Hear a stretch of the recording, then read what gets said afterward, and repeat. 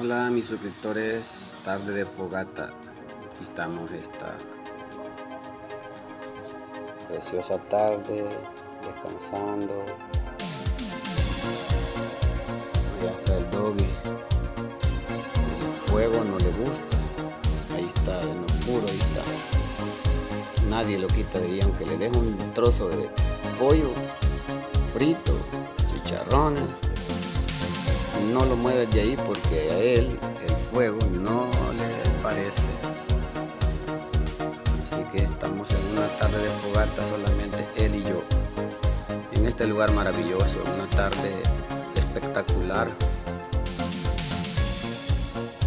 Estamos contemplando el ocaso del atardecer, una fogata con mi mejor amigo. Ahí está. Está feliz, me está observando,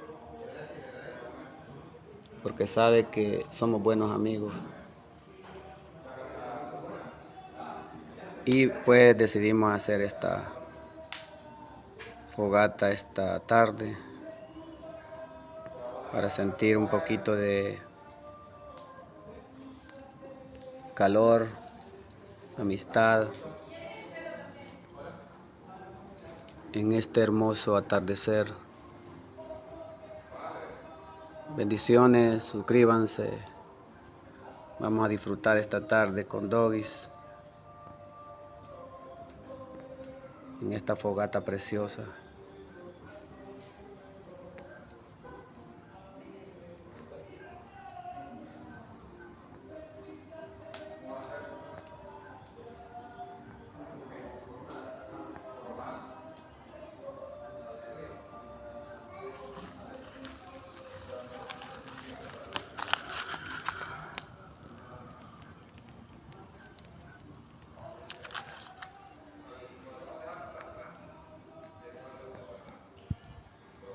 Suscríbete.